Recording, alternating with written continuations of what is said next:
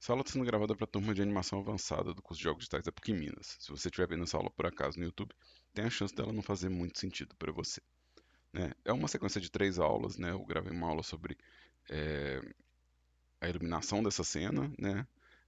Já gravei uma aula sobre o render em vídeo disso aqui, mas antes do render, né, existe a possibilidade da pessoa querer fazer uma camada de tratamento da cena, né, uma pós-produção. Então eu vou voltar aqui no layout, vou colocar aqui no modo render, e eu quero mostrar o que eu tenho de pós-produção, ou seja, o que eu posso colocar por cima desse render, né? Primeiro eu vou começar por opções que tem no Eevee, né? Então eu vou chegar aqui no meu controle do Eevee, e eu quero cobrir 3 desses recursos de pós-produção que são os mais comuns da gente precisar usar, né? Não são os mais importantes, mas são mais comuns da gente ter que configurar, né? O primeiro é o Ambient Occlusion, tá? Se eu ligar aqui, talvez não dê para ver muito bem o que o Ambient Occlusion está fazendo. Então eu vou editar um pouco a cena para que fique visível o que o Ambient Occlusion vai fazer, tá? Eu vou desligar as minhas luzes, né? Eu tenho 3 luzes aqui. Vou desligar também o meu volume, né? A minha cena está bem escura aqui e eu vou na minha luz do mundo e vou colocar uma força maior nela, né? E aí se eu colocar, vamos colocar uma força de 2 aqui. Meu render está todo branco, ele não tem nenhum tipo de sombra de proximidade, mas eu tenho muita luz entrando na cena. Então a luz ela está vindo em todas as direções, mas ela não está gerando nenhuma sombra. Essa sombra da luz ambiental é o que a gente chama de ambient occlusion. Eu vou ligar isso aqui e vai aparecer aqui uma sombra de proximidade. O que geralmente eu quero fazer com essa sombra? Geralmente eu quero aumentar a distância de atuação dela. E aí, tanto os cantos da minha parede quanto o meu boneco, eles vão ter um volume sólido de coisa que está encostando na outra. Então, essa é a primeira camada de pós-produção que eu quero colocar aqui, tá? Eu vou voltar agora para minha cena com a iluminação de 0.2, que era a luz que eu estava usando antes. Vou ligar o meu volume, ligar meu key light, meu fill light, meu backlight. Então agora eu voltei para minha configuração de cena. Acho que eu não preciso do volume muito, não, mas eu vou deixar ele aqui. Eu acho que ele, né, faz parte já do que eu estou enxergando dessa cena. Então, o próximo é o Bloom. O Bloom são as emissões de luz no ambiente. É, eu vou desligar o volume por enquanto, né, para a gente poder ver o Bloom atuando. E depois eu ligo ele junto com o volume. Então, o que acontece? Quando eu ligar o Bloom, a gente vai ver aqui, aonde a luz está batendo, que ela pega na atmosfera também, ela faz uma emissão. Tudo que a gente quer fazer, a luz brilhar, né, a luz ela passar para além do limite do objeto, a gente vai usar esse bloom. É muito comum para fazer, por exemplo, que uma lâmpada pareça acesa, né? Você vai conseguir que a lâmpada pareça acesa por causa desse bloom, tá? Esse bloom, os valores mais importantes para a gente configurar é o raio, que é a distância que ele vai ficar a partir do objeto, né? A cor desse brilho, né? Vou deixar levemente alaranjado aqui, e a intensidade dele, né? Eu tenho os valores de limite, de onde que começa a acontecer o brilho, né? Vou deixar em 0.8. E o valor de como que esse brilho afeta a cena como um todo, né? Quanto mais intenso o meu brilho, mais notável vai ser o Nia afetando como que esse brilho afeta a imagem como um todo, né? Então, 0.5 talvez, 0.1. Né? Minha intensidade não precisa ser tão forte, posso deixar ela em 0.7 aqui. Talvez eu vou pôr 0.70, 0.70 que eu vou ligar o volume para ver como que só vai afetar no volume. Quando eu pegar o volume, vai sumir um bocado disso, né? Então vamos pôr 10 aqui. Se eu colocar um volume, vai sumir bastante desse bloom. Não quer dizer que ele não possa ser útil, né?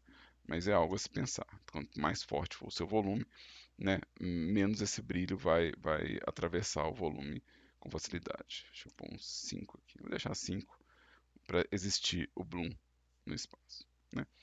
Esses outros controles, né, profundidade de campo, subscattering surface, eles são controles de configuração caso você esteja usando.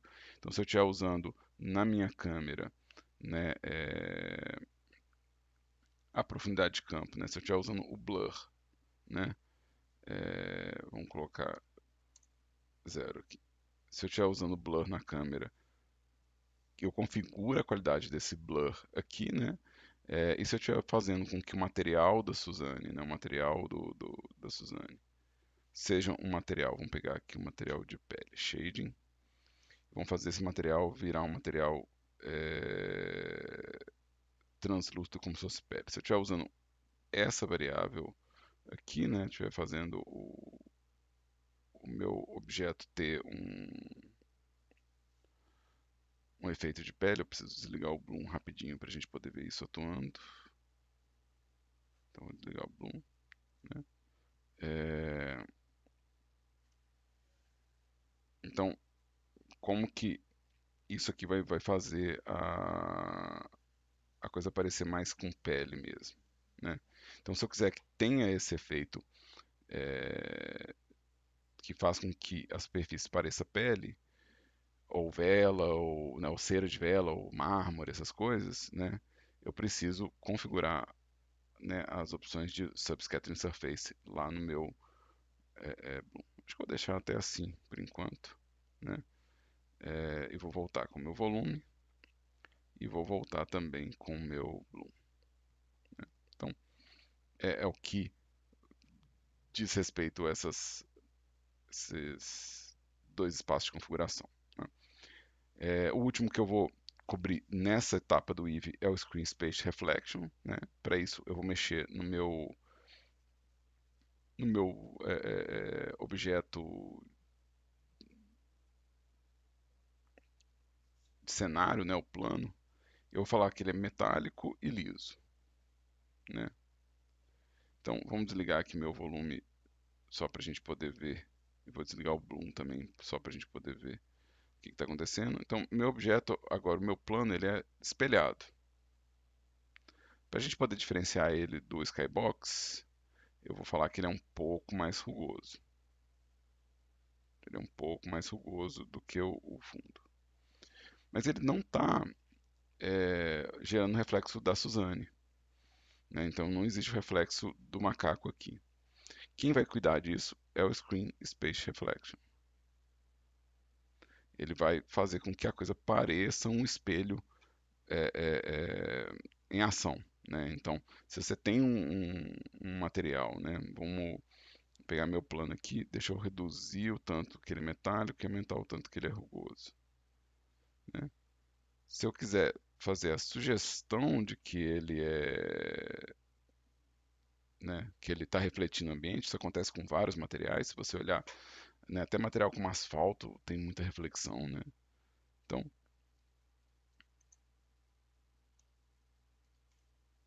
vou até fazer ele um pouco mais escuro aqui, né? Então a gente tem a reflexão dele. Então eu tenho aqui essas três funções de pós-produção, né? Que vão ajudar eu ter um pouco mais de controle aqui do meu render, né? Então tem essa etapa de pós-produção. A outra etapa de pós-produção que eu tenho, ela não tem a ver com as configurações do render, mas com uma camada real de pós-produção, tá?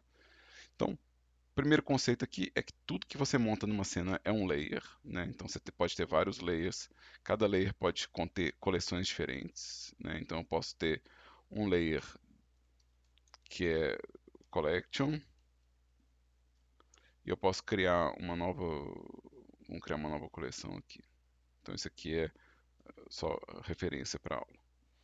E eu posso criar um layer aqui, ó. Vamos criar um layer novo que eu vou chamar de referência.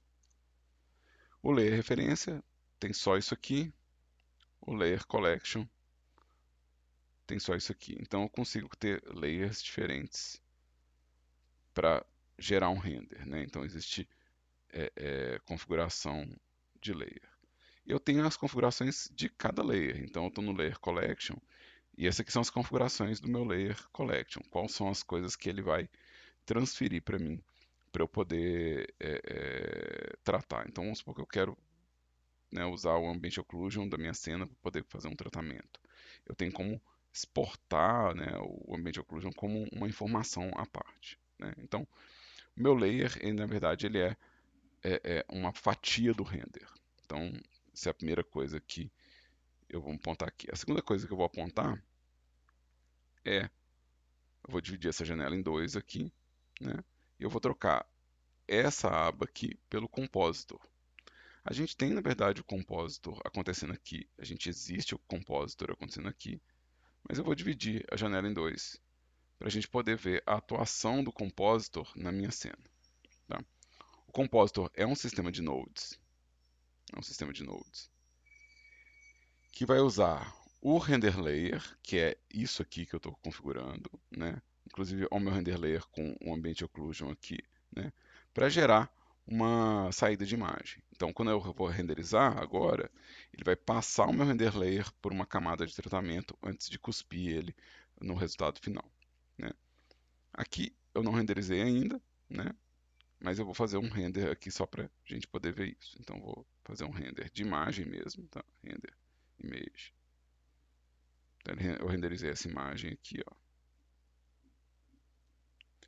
E agora o meu render layer, né? Eu posso colocar, por exemplo, o ambiente occlusion como saída ou a imagem como saída. Onde que eu vou ver essa saída? Bom, aqui eu não estou vendo ela, né? Aqui eu não estou vendo ela. Mas eu vou criar uma saída para a gente poder ver ela. Então, eu vou adicionar aqui, ó. Então, vamos adicionar uma saída, um viewer. Eu vou colocar aqui uma saída de viewer e vou ligar um negócio chamado backdrop. O backdrop vai me mostrar exatamente, né, o que eu estou vendo, né? Então eu consigo ver agora tanto, né, tanto aqui no meu node, quanto eu consigo ver no fundo aqui, né? Eu consigo controlar a informação dessa visualização, né, em view. Então eu consigo, por exemplo, dar um zoom nesse view. Eu consigo mover essa imagem aqui, que é o resultado do meu render, para ver como que está alterando aqui meu trabalho, né? E eu consigo ver cada uma das coisas. Por exemplo, se tem transparência, como que é a transparência? Se tem ambient occlusion, como que é o ambient occlusion? Olha o ambient occlusion aqui, que interessante. Ele é uma camada de tons pretos, né, com fundo branco. Eu vou realmente usar isso no meu render, tá? E para que serve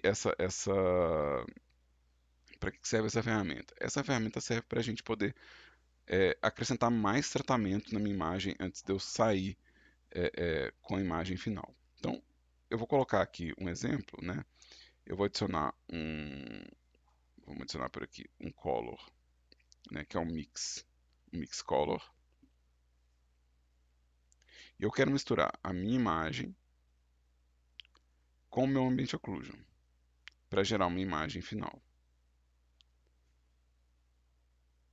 E como que eu quero misturar essas duas imagens, né? Como que eu quero que essas duas imagens sejam misturadas, né? Aqui a imagem de cima, né, é essa daqui, a imagem de baixo, essa daqui, e eu quero, na verdade, multiplicar uma pela outra. Então eu quero fazer um multiply para poder ter uma camada adicional de sombra aqui na minha cena. Esse é um tratamento que não é possível fazer é, aqui dentro, ou seja, uma imagem renderizada multiplicada por outra, né? Então, é como se tivesse adicionado mais uma camada de ambient occlusion. Outra coisa que é muito comum a gente fazer nesse tipo de trabalho é tratar as cores. Às vezes o contraste não está legal, né? O brilho não está legal, então eu vou adicionar aqui, vamos vir aqui em Color, Ajuste, e aí eu tenho uma série de ajustes de cor, brilho e contraste, mas eu vou usar o RGB Curves para poder tratar a minha imagem. Lembrando, toda vez que eu estou alterando aqui, eu quero alterar a minha saída, o meu compositor, né? Eu quero também ver aqui no meu backdrop. Então eu posso fazer o quê? Eu posso puxar os tons claros e forçar os tons escuros aqui para isso. Eu também posso puxar, por exemplo, todos os tons de vermelho e abaixar todos os tons de verde, né? E eu posso fazer esse ajuste aqui.